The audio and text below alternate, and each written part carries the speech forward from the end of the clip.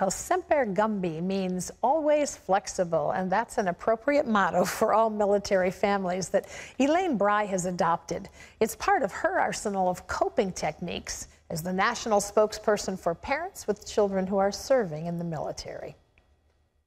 Wow, what's a mom like me doing in a place like this? I'm not even a political person.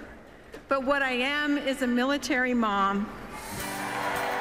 Elaine Brye considered it an honor to introduce the First Lady at a 2012 convention. She saw it as a way to share what's important to her, taking care of military families.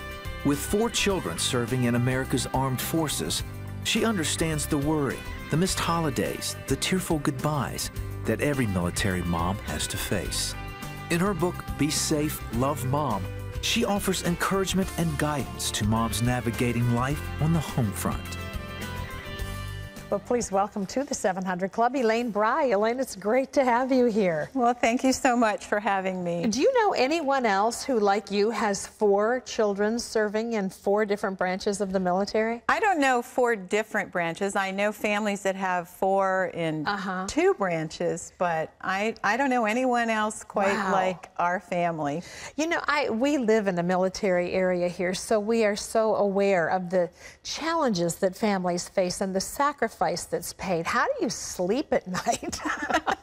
Well, with a good deal of prayer, that's for sure, and some great friends, other military moms that are, you know, I call my battle buddies. And, you know, I rely on the pride that I have in my children's service. You know, when my husband and I were raising our children, we had 4 in 5 years, so it was a pretty crazy time. But we knew we wanted to raise warriors, not military warriors, but young men and women who would grow up to be fighting for the right. Yes. Whether it was in the military or whatever their calling was. And so now I am so proud of them that they live lives of integrity and service beyond self. And isn't that wonderful? What a thing to be able to say as a parent, right? You know, what more can you ask for is to see your children, you know, growing flourishing, up to be really, and contributing at the same time. I mean, not just for themselves, but for the country. What are some of the biggest challenges, do you think, that face families that have people in the military in their families? Well, you know, I say to everyone, I speak for the moms. You know, I've been a military child. I married a military service person. But when I became a military mom and had to let go, that was a very profound and very difficult experience, because I say it wasn't like we cut the apron strings. They were cut with a machete. You know, everything changed overnight, and I no longer had any control, but I also knew that they could potentially be going into harm's way. And so that was a very difficult transition. Yeah, I can't imagine. You talk about the motto of military families being Semper Gumby. What does that mean, and how do you apply that? Well, you learn that very quickly when you lose control of your children, because all of a sudden all your plans are gone. And so you have to lose your expectations. And the first thing where it's really difficult is holidays. That empty seat at the table can be very, very difficult, especially if you're a mom who loves to have everyone around you. Yeah, most moms do. It's like all the chicks in the nest are a good day. And the nest is empty, and it needs to be empty because they have work to do, taking care of the rest of us. And so we learn how to find ways to find joy, it's not tied to a specific day. So we have Christmas at the county fair. That's a time when if everyone can get home, then we will have our Christmas. And so that's one of the ways that I have had to relinquish any idea that I might have control. I just need to be It's kind of a false concept for all of us, but especially those of you that are military parents. I want to ask you, you know, if your children are serving during a time where there's no conflict, that's one thing. But when your children are deployed to regions of the world that are unsafe, what do you as a mom do to kind of help yourself work through that? Well, you know, in 2001, when our oldest started at the Naval Academy, it was a time of peace, and that all changed on 9/11. And all of a sudden, overnight, it was all different. And our subsequent children chose to serve, knowing what was in front of them. And that is when I really had to dig into my toolkit and figure out how I was going to cope. That's where the rubber meets the road, isn't it? Right, and that's where that warrior psalm, Psalm 91, comes in. That is so meaningful to so many of us with military loved ones.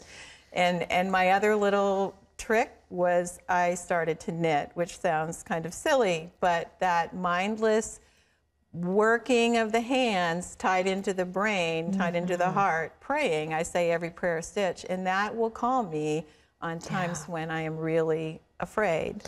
You as a parent of so many in the military are familiar with the resources available to military families. What are some of those resources? Well, you know, one of the things I've tried to do on my website, Be Safe, Love Mom, is start to catalog a lot of those, especially for moms and dads. Yes. We aren't on a post where we get briefings. We're scattered all over the country. Kind of left hanging out there. Right, right. Hoping all is well. Trying to pull together a list of resources, whether it be from the VA website, the Military Family Association, the TAPS Association for dealing with grief.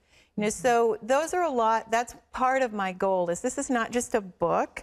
This is a way to bring comfort, inspiration, and information. So can you just speak to all of us? You're involved in military. We live in a military region, but almost everybody knows someone who has a family member serving or is dealing with post-traumatic syndrome or some other aftermath of having served. What can we do to help? How can we help military families? I think one of the first things you can do is really ask, how is your son doing? Yeah. How is it going? It's okay. It's okay to talk about it, because there are times when I would feel like nobody even knows, nobody even cares. I'm sure. And so just ask, because I would love to be able to tell you how they're doing or where they are. And then if they are forward deployed, ask to send a package, ask to send a letter, because that helps them know that they are not forgotten. But just the idea that other people know that I am carrying this extra weight around, because I call it my military mom backpack. Yeah. I put it on as soon as they entered the military, and it doesn't matter if they're in the U.S. or it doesn't matter if they're overseas. You know, I have aviators. There have been 10 military aviation accidents in the last year. Yeah. You know, I need God's protection and peace. For peace all the time. Well, we are touching the tip of the iceberg. Elaine's book is called Be Safe, Love Mom. It's available wherever books are sold. I want to suggest that you give this to someone you know or love that has family in the military. And it's a great book for you to read if there's someone in your neighborhood or in your life as well. And we want you also to know that CBN has our own outreach to military families. It's called Helping the Home Front. If you're a 700 Club member, you might not realize this. You're already a part of that, and we want to say thank you. And if you're not, we want to invite you to join us by calling the number on your screen. It's 1-800-759-0700. You can also log on to cbn.com. But as Elaine has been sharing, we all can make a difference, and we all should. Be safe. Love Mom. Elaine Lowry, and it's Brye, right? B-R-Y-E, like rye bread, she said. Pat.